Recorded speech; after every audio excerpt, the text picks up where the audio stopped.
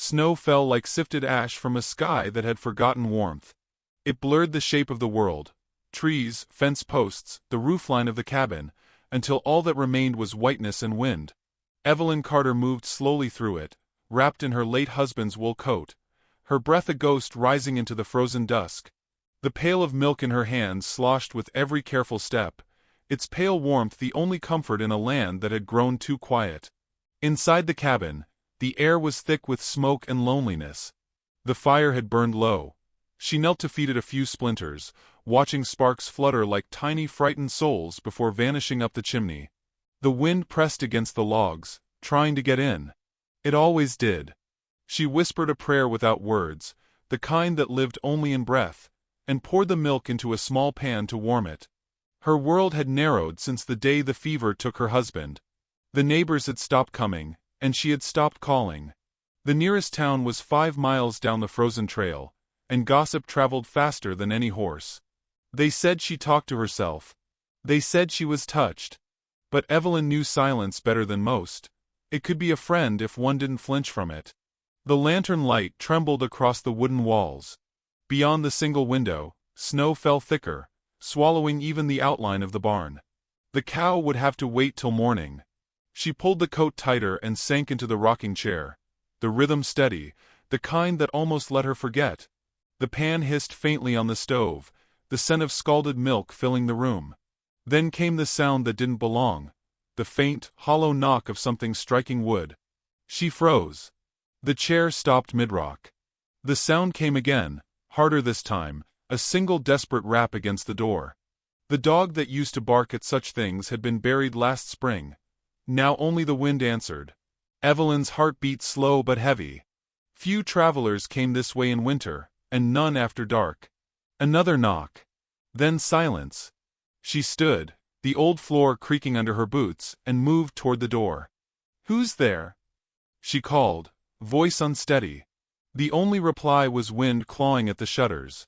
She lifted the rifle from the hook, not out of courage but memory. Her fingers hesitated on the latch. A shape shifted in the thin light beneath the door, a shadow, tall and still. When she pulled it open, the storm rushed in, biting in white. A man stood there, bare to the waist despite the cold, skin the color of river stone, and chest broad as the doorframe itself. His hair was black and wet, streaked with frost. Snow steamed off him where it touched his skin. He held something small in his arms, wrapped in rawhide and wool. His breath came ragged, his eyes wild but not cruel. "Please," he rasped. The voice was deep but frayed. "Milk, for my child." Evelyn's throat tightened. Her rifle wavered slightly in her hands as she looked from his face to the bundle he clutched. A small cry, thin and broken, pierced the wind. The sound of hunger. The sound that bypassed reason and went straight to the heart. She lowered the gun. "Come in," she said quietly. "Quickly." The man hesitated, his pride fighting the cold. But when the infant whimpered again, he stepped inside, ducking his head. The door thudded shut behind them, cutting off the storm's roar. The sudden silence felt sacred, heavy as breath in a church. Steam rose from his skin as he moved toward the fire, every muscle taut beneath scars and cold. Evelyn kept distance, clutching the rifle against her chest. "Sit by the fire," she said, voice softer now. "You'll kill the child if you don't." He obeyed, sinking to his knees near the hearth. The bundle stirred, a tiny face, pale with cold, eyes barely opening. Evelyn saw the trembling lips, the bluish skin, the desperate search for warmth. Something maternal, long buried, flared inside her chest. She set the rifle aside and went to the stove. The milk in the pan had begun to skin over. She poured it carefully into a tin cup and knelt beside him. "Here," she murmured, holding it out. He tried to feed the baby with a cloth dipped in milk, but the infant only coughed weakly. Panic flickered in his eyes. She not drink." Evelyn looked down at the child, so small she could have fit in both her hands. Instinct moved faster than thought. She unpinned her shawl, loosened her blouse, and took the infant from his trembling arms. The man's eyes widened as she pressed the child gently to her breast. The first few moments were silence, only the crack of the fire and the storm's muffled cry outside. Then the baby began to suckle, softly at first, then stronger. A shudder went through the room as if the world itself exhaled. Evelyn closed her eyes, tears slipping down her cheeks, the weight of her own loneliness collapsing under something older than fear. Mercy. The man bowed his head. His hands pressed to the floor, shaking. He whispered something in Apache, words she didn't understand but felt: gratitude, grief, surrender. The sound was almost a prayer. When the baby drifted into sleep, Evelyn wrapped her again and handed her back. "You should stay until the storm ends," she said. Her voice was firm now, almost motherly. "No one should be outside in this." He nodded once, slowly. "I am Talon Greyhawk," he said, the name thick on his tongue. Name is Sky." "Evelyn," she replied. "This is my home. You can rest here tonight." The way he looked at her carried no entitlement, only disbelief. His gaze flickered from her hands to the fire, as though memorizing every sign of warmth. He moved closer to the hearth, cradling the baby near the flames, his breath easing. Evelyn rose, her legs trembling slightly.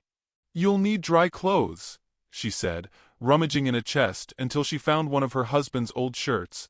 She handed it to him without meeting his eyes. "It's big enough." He took it carefully, as though the fabric were made of glass. Turning away, he slipped it over his shoulders. For a moment, she saw the deep scars that crossed his back. Old wounds, not all from battle. Something clenched inside her. Outside, the wind shrieked against the window, rattling the latch. She closed the shutters and returned to the chair. "How far have you come?" she asked. "2 nights," he said. His voice was rough, each word shaped like effort. "My wife gone. Snow take her." He looked down at the baby. "Only her now." Evelyn felt the room tilt. "I'm sorry," she whispered. He nodded once, accepting grief as fact, not tragedy. The baby stirred, sighing softly in sleep. The fire painted them both in amber light, his skin glowing, the child's breath faint but steady. Hours passed without speech. She dozed in the chair, waking to the faint sound of him humming. A low melodic tone that seemed older than the land itself. It vibrated through the cabin, gentle as the tide, carrying her somewhere beyond pain. Near dawn, the wind eased. Snow light crept through the cracks of the shutter. Evelyn rose to add wood to the fire. Talon's eyes opened instantly, alert but calm. She noticed the way he watched her, carefully, respectfully, as though afraid any sudden motion might break the fragile peace they'd found. "You can stay by the barn tomorrow," she said softly. "I'll bring food." He inclined his head. "I fix your fence," he said, surprising her. "You help me. I help you." It was not a plea but a pact. She found herself nodding before she understood why. Outside, the dawn blushed faintly through the storm. The world was still frozen, but something inside the cabin had thawed. A silence no longer hollow, a warmth that belonged to more than one heart. Then came a distant sound from the valley, a horse neighing, the echo of boots against ice. Evelyn stiffened, moving to the window. Through the half-frozen glass, dark figures rode slowly along the trail from town. The sheriff's hat was unmistakable even in the dim light. She turned toward Talon, her voice barely a whisper. "They're coming." The fire flickered, casting their faces in gold and shadow.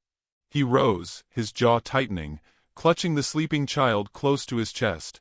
Snow whispered at the door again, softer this time, as if the world itself was listening. Morning came soft and white, the light weak as milk spilled across snow. Evelyn woke to the sound of wood splitting, a rhythm too steady to be the wind.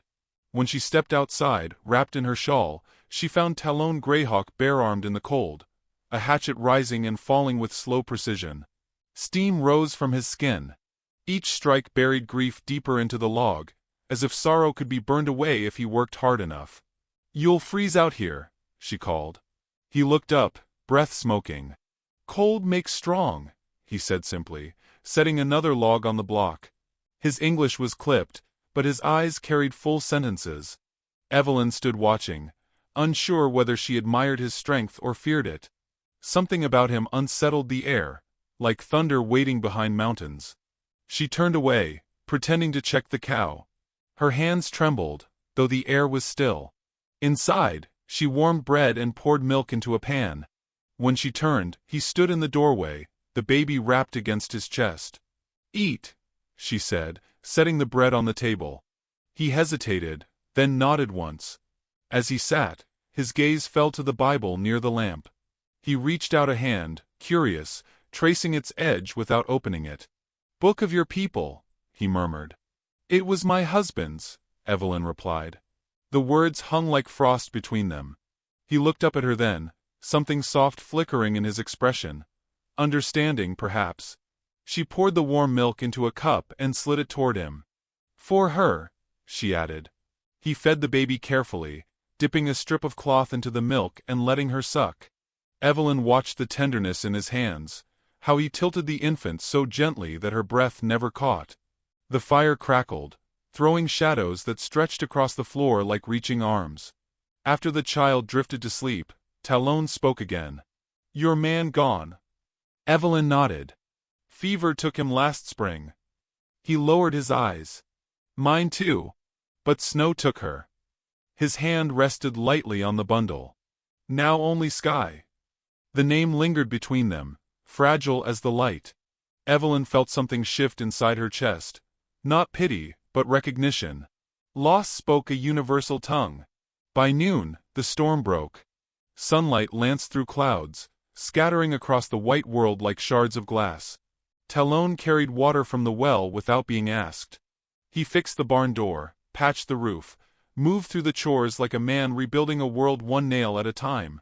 Evelyn found herself watching from the window, heart heavy with something she couldn't name. That afternoon, hoofbeats echoed from the road. Her stomach tightened. Through the frost-glazed glass, she saw Sheriff Dern approaching, his coat pulled high and his eyes sharp as ice. He dismounted and knocked twice, formal, heavy. Evelyn opened the door only partway. "Morning, Sheriff." He tipped his hat, though his tone carried no warmth. "Heard you've got company out here. A wild one from the hills." "I gave shelter to a man with a child," she said evenly. "Storm would have killed them both." His eyes narrowed. "You think the folks in town will see it that way?" "They already talk, Miss Carter. A widow and an Apache alone in a cabin, it don't sit well." Evelyn felt heat crawl up her throat. "I'm not asking anyone's permission to be human." The sheriff leaned closer. "You should. Mercy's got a price around here." He turned, spitting into the snow. "Keep your door locked, ma'am. Not everyone's as polite as me." When he rode away, the silence he left felt heavier than his presence. Evelyn stood there long after the horse disappeared into the hills. That evening, she found Talon mending the fence, his hair silvered with snow. "They'll come again," she said. He didn't look up. "Let them." "You don't understand," she insisted. "They'll see you as danger, no matter what you do." He drove another nail into the wood. "I know." His voice was quiet, not defiant, just tired. She stepped closer, lowering her voice. "You could leave at night. Take the child and go east before." He turned then, eyes steady. "Storm not done," he said. "Sky not strong. You send me out, we die." The words pierced her resolve. She looked at the small bundle in his arms, the tiny chest rising against the cold. "Then stay," she said finally, voice trembling. "But we'll need to be careful." That night, they shared the fire again. The baby lay sleeping between them, a small island of warmth. Talon hummed softly, a melody like running water. Evelyn listened, her eyes glistening. It was not a song of sorrow but endurance. She closed her eyes, feeling the rhythm thread through her ribs like heartbeat. When she opened them again, he was watching her. Neither spoke. The silence was not heavy now, it was whole. The following days blurred into a fragile rhythm. Evelyn taught him words: bread, sleep, safe. He repeated them slowly, shaping each syllable as if it mattered. When she showed him how to mix cornmeal, he laughed quietly, the sound startling her into a smile. The child began to coo at the sound of the kettle. Life, small and improbable, was rebuilding itself. But the world outside was not as forgiving. On the 5th morning, hoof prints cut across the snow near the barn. Not fresh, but close enough to stir unease. Evelyn felt the eyes of the town pressing against her from miles away. She knew what they whispered, that the widow had gone mad with loneliness, keeping a savage under her roof. That evening, while Talon split wood, she stepped outside. "If they come again," she said, "promise me you won't fight." He paused mid-swing. "You want me die quiet?" "I want you to live," she said. Her breath fogged between them. "If you raise a hand, they'll hang you. They'll burn the cabin too." He lowered the axe, snow clinging to his lashes. "I'm not afraid die," he said softly. "But you—" his voice faltered. He looked toward the cabin, where light glowed through the chinks of the wall. "You give milk. You give fire. I not forget." Her throat tightened. "Then promise me," she whispered. He nodded once. "I promise." When night fell, the wind returned, howling around the cabin like an old curse. The fire crackled, throwing gold on their faces. Evelyn reached out, almost without thought, brushing a strand of hair from Sky's forehead. Talon's hand moved the same moment, their fingers touching briefly over the child. The contact was accidental, but the stillness afterward felt deliberate. Evelyn drew back slowly, her pulse hammering in her ears. He looked away first, staring into the flames. The baby stirred, cooing softly, as if sensing something unspoken. Outside in the distance, a wolf howled, lonely, unafraid. The sound rolled across the valley, echoing through snow and timber. Evelyn felt its call settle deep in her chest. Then, faintly, came another sound beneath it, the crunch of boots on frozen earth. More than one pair. The faint jingle of bridles. Talon's head lifted sharply. Evelyn rose from her chair, heart thudding. Through the crack in the shutter, she saw flickers of lantern light moving along the ridge. "They're coming again," she whispered. This time, he did not reach for his knife. He reached for the sleeping child. The knock came before dawn, sharp and deliberate, echoing through the cabin like a verdict. Evelyn had barely slept. The fire was down to embers, and Talon sat near it, the baby bundled against his chest, eyes reflecting the dull orange light. He didn't move when the second knock came. He only said quietly, "They hear." Evelyn rose, the boards cold beneath her feet. She opened the door a few inches, the wind pushing in flakes of snow, and the sour scent of horse sweat. Sheriff Dern stood outside with 3 men from town, all armed, their breath hanging like smoke. "Morning, ma'am," Dern said, tipping his hat. His voice carried a heavy patience, the kind people use before doing something cruel. They want to seem justified. "We heard he's still here." Evelyn's fingers tightened on the door. "There's a child," she said. "A newborn. You'll frighten her." The sheriff's eyes slid past her shoulder. "That's no child of yours. Step aside." She didn't. The door creaked in protest as the wind shoved at it. "He came here starving," she said, her voice low but clear. "He asked for milk. That's all." Dern's jaw flexed. "You think kindness means you can harbor one of them? There's been raids east of the ridge, barns burned, stock taken. Folks are scared." "Fear's not proof," Evelyn said. "And not every man with dark hair and scars is your enemy." Behind her, Talon rose to his full height, the baby in his arms. The firelight painted his face in copper and shadow. The men's hands jumped to their rifles, though he made no move toward them. His voice was calm, almost weary. "No fight here." But his presence, broad, half-dressed, solemn, was enough to make one of the younger men mutter a curse. "Look at him," the man spat. "He's not sick. He's scouting, I'll bet. Letting her feed his brat before he brings the rest." Talon didn't react. He only adjusted the child's blanket, eyes fixed on Evelyn. For a moment, she thought he might step forward, but instead, he whispered something in Apache, soft, protective. Evelyn turned to the sheriff. "If you want to hang a man for being alive, you'll have to shoot through me first." The words shocked even her. Dern's expression hardened. "Don't test me, Evelyn. You've lost enough. Her lips trembled. Then you know I've got nothing left to lose. For a long moment, the wind filled the silence. Then Dern lifted a hand. We'll talk later, he said. But you best think about what kind of story you want told about yourself. When they rode off, the hoofbeats faded slow, like the dying heartbeat of an old animal. Evelyn closed the door and leaned against it, her breath shaking. Talon stood motionless, the baby stirring faintly in his arms. They will come again, he said. I know. He looked down at her, then at the snow blowing against the window. You stay safe, he murmured. I go. She stepped forward, voice breaking. And freeze out there? With her. He hesitated, jaw tightening. Better cold than hunted. Evelyn moved closer, anger warming her fear. You think you're protecting me by leaving? They'll still come, Talon.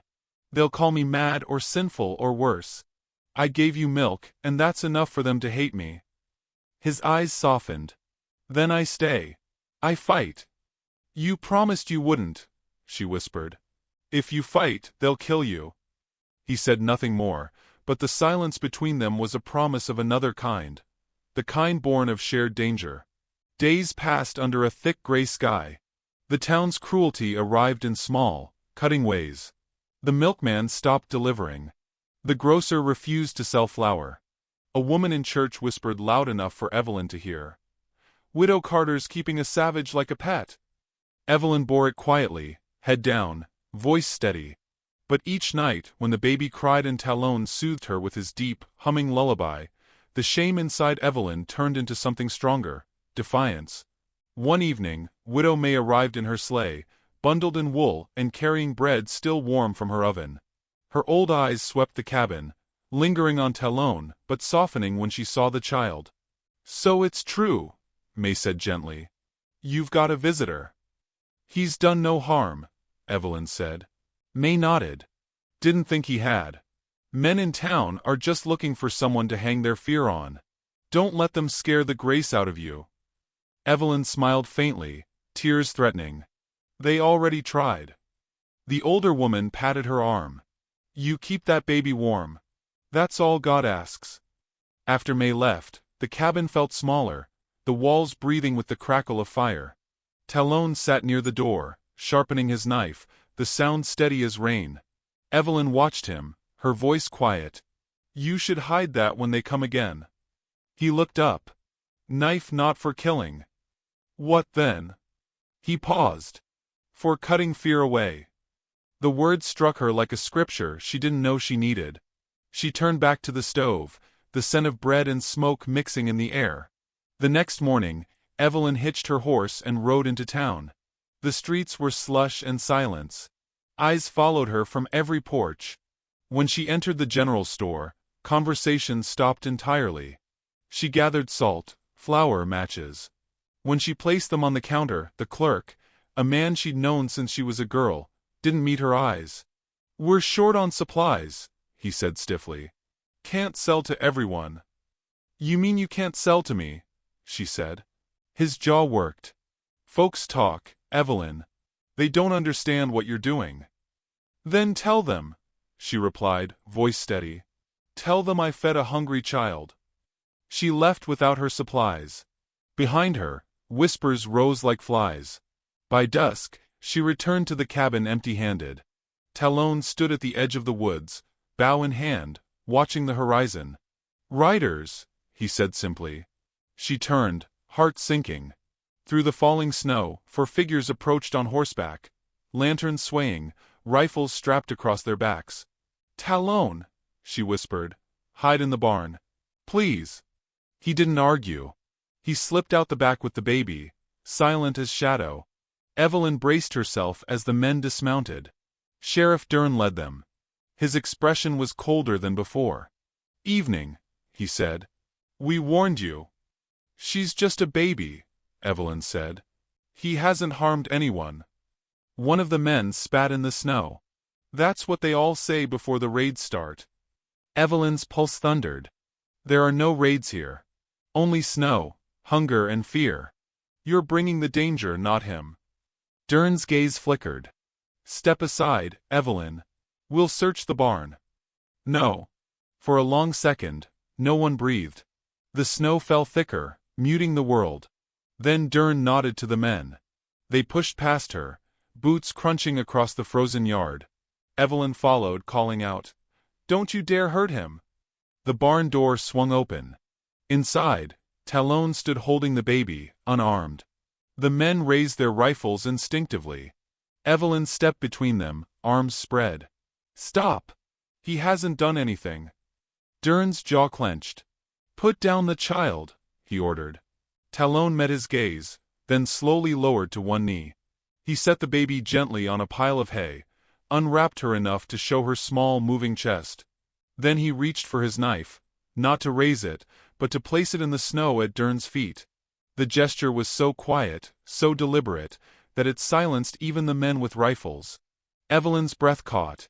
Talon bowed his head once, shoulders squared in surrender. Snow drifted through the open door, landing on his hair like ashes. Dern stared at him, then at Evelyn, then turned abruptly away. "Let's go," he muttered. "A man willing to kneel in snow for his child ain't here to kill anyone." The men hesitated, uneasy, but followed. The crunch of their boots faded down the path. Evelyn dropped to her knees beside Talon. The baby whimpered softly. Her hands trembled as she touched his shoulder. "You didn't have to do that." He looked up, snow melting down his face like tears. "Better bend once than break forever." She couldn't speak. Only the wind filled the silence. Then, faintly, she heard the sheriff's voice drifting back through the trees. "If you've got sense, you'll be gone by morning." Evelyn's hand found Talon's. "Then we leave at dawn," she whispered. But outside, beyond the falling snow, another sound rose. A second group of riders, further off, following the same trail. Snow whispered against the roof through the night, steady and cold as breath against skin. Evelyn couldn't sleep. She sat near the fire with Skye cradled in her arms, rocking slowly while Talon mended his torn shirt in the faint light. Every flicker of the flames caught the red streak across his shoulder, where the bullet had grazed him days before. The wound was healing, but the mark stayed, like a warning written by winter itself. "They'll come again," she murmured, her voice nearly lost to the crackle. Talon nodded once, his expression unreadable. "Men who fear mercy," he said softly. "They always return."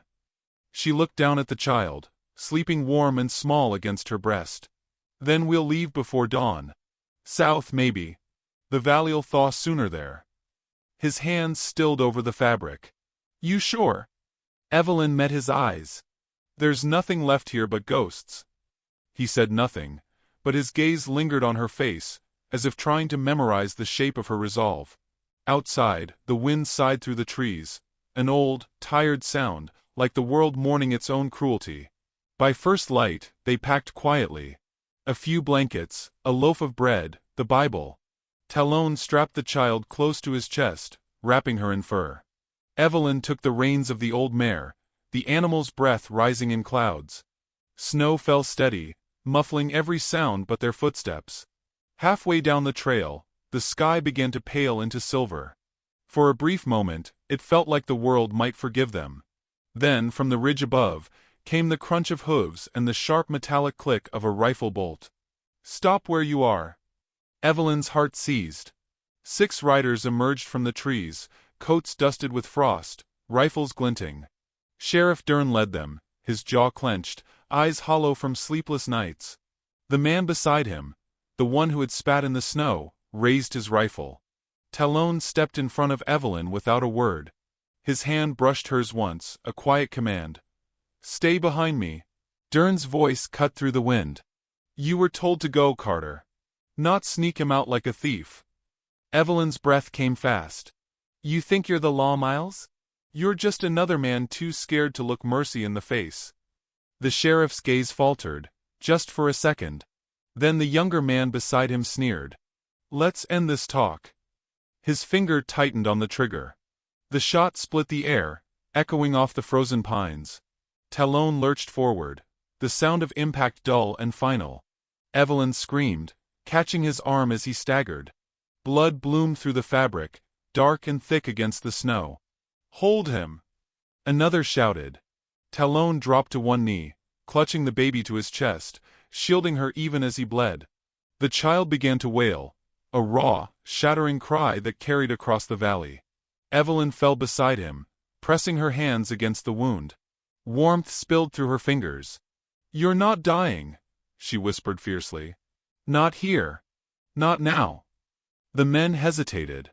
Dern dismounted, his breath harsh in the frozen air. "God help me," he muttered. "This wasn't supposed to." Before he could finish, the ringing of a bell split the silence. It came from the trail behind them, wild, desperate, relentless. A sleigh creaked into view through the snow, driven by Widow May, her gray hair streaming beneath her bonnet. She stood upright, swinging the church bell rope she'd dragged from town, shouting above the storm. "No more blood in God's snow," she cried. "You men put down those guns before the Lord strikes you blind." The sound struck something human in them. The rifles wavered. Dern turned, face pale as the ground beneath him. May's sleigh slid to a stop beside Evelyn, the old woman's eyes fierce. "Help him," she said, voice shaking. "Or you'll carry this sin till you're dust." Dern swallowed hard, lowering his rifle. "Get him inside," he said hoarsely, "before he freezes." The others stood uncertain, shame flickering through their faces. No one spoke as Evelyn and May lifted Talon into the sleigh. Blood smeared the wood where his body lay. The baby quieted only when Evelyn pressed her close to his chest again, her small hand gripping the edge of his shirt. They rode back through the storm. The sound of hooves faded behind them. Inside the cabin, May tore strips from her skirt for bandages, her old hands trembling but sure. Evelyn pressed against the wound, whispering prayers she'd forgotten long ago.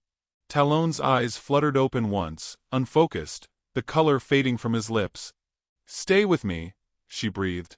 "Please." He exhaled slowly, words barely a whisper.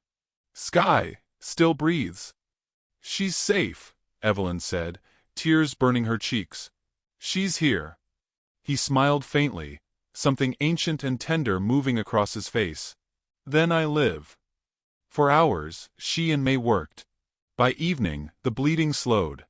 The storm began to break, revealing a sky of bruised violet. The fire glowed steady again, throwing soft gold over Talon's still form. He slept deeply, his hand resting on the baby's back. May leaned close to Evelyn, voice low. "You'll have to choose, dear. Stay here and they'll come again. Or go with him, and you'll never come back." Evelyn looked at the man by the fire. The quiet strength, the gentleness hidden in his scars. The world had called him savage, yet he had protected life when others brought death. She realized then that home was not wood and nails. It was the place where mercy dared to survive. "I'll go," she said. The words came out calm, steady, already decided. May smiled sadly. "Then God go with you." Night deepened. The fire hissed as Evelyn added a final log. Talon stirred, his eyes opening, dark and clear. "We leave when light comes?" he asked weakly. She nodded, brushing a hand through his hair. "The snow's easing. We'll follow the river south." He studied her face, something unspoken passing between them. A quiet understanding that went deeper than gratitude, deeper than words. He reached for her hand, and she let him take it. Outside, the storm was ending. The wind's voice softened into silence, and the sky cracked open with the faint glow of dawn. Talon shifted, sitting slowly. "You risked your life," he said. Evelyn's eyes glistened. "So did you." He looked at her for a long time, then smiled faintly. "Maybe same reason." The fire popped, scattering sparks like stars between them.